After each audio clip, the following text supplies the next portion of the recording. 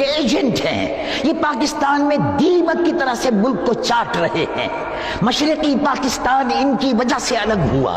مشرقی پاکستان ان کی سازشوں کی وجہ سے الگ ہوا۔ ایم احمد جو یہاں غدار قادیانی بیٹھا ہوا تھا، مرزا غلام کا پوتا، اس نے سازشیں کر کے مشرقی پاکستان کے فنڈز روک کر مشرقی پاکستان کے لوگوں کے دلوں میں پاکستان کی محبت کو ختم کیا۔ یہ ہمیشہ سازشیں کرتے رہے ہیں، یہ یہودیوں کے ایجنٹ ہے، یہ امریکن ایجنٹ ہے، یہ ہندوؤں کے ایجنٹ ہے، ان سے پاک کرنا ہوگا۔ یہ رسول اللہ کے دشمن ہیں، یہ حضور پر نور صلی اللہ علیہ وسلم کے مقابلے پر جعلی نبی مرزا غلام کو لے کر آئے ہیں۔ اگر کوئی جعلی نبی، اگر کوئی جعلی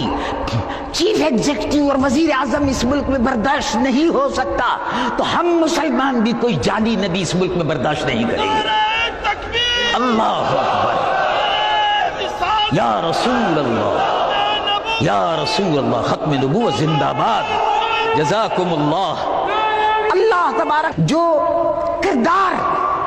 صحابہ نے ادا کیا، ہم یہ چاہتے ہیں کہ ہمارے جرنل جو محب وطن ہیں، ملک کی سرحدوں کے محافظ ہیں، پاکستان کے محافظ ہیں، رسول اللہ کے دین کے محافظ ہیں، وہ رسول اللہ کے تاج و تخت نبوت کے بھی محافظ ہیں۔ ہم یہ چاہتے ہیں کہ ہماری فوج وہی کردار ادا کرے جو ابو بکر صدیق کی فوجوں نے ادا کیا تھا، ہماری فوج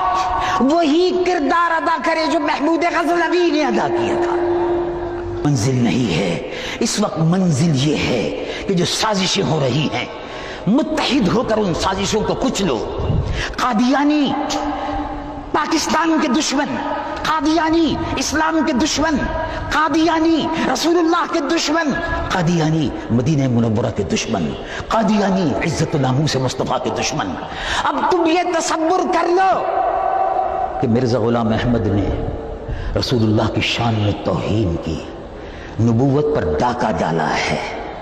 اس کو ہاتھ کو روکنا ہے۔ اور یوں سمجھ لو کہ آج تم سے تمہارے نبی کہہ رہے ہیں کہ کیا تم میری عزت و ناموس کی حفاظت کرو گے؟ اور یوں سمجھو کیا تم رسول اللہ صلی اللہ علیہ وسلم سے، تم سے حشر کے میدان میں پوچھ سکتے ہیں کہ تم نے تاج و تخت ختم نبوت کی حفاظت کے لیے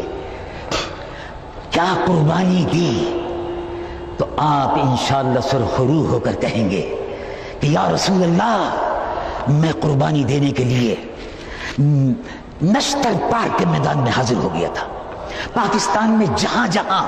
مجھ کو طلب کیا گیا میں حاضر ہو رہا تھا، اور میں عقیدہ ختم نبوت کا برملا اظہار کر رہا تھا، اور میں یہ کہتا پھر رہا تھا کہ اس ختم نبوت کے عقیدے کے تحفظ کے لیے ہم اپنی جان کا نذرانہ بازاروں میں پیش کرتے رہیں گے، گلیوں میں اور کوچوں میں،